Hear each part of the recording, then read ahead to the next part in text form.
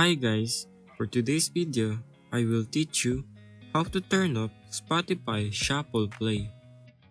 First, start playing your playlist, album, or artist that you want to listen.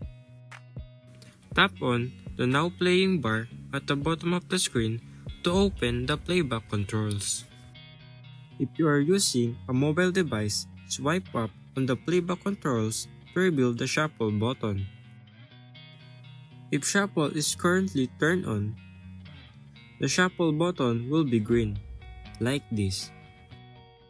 Tap or click the shuffle button to turn it off.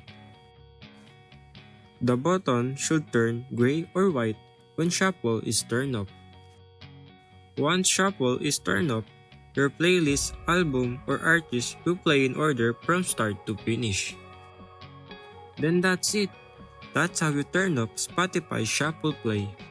Thank you guys for watching this video and see you on my next tutorials.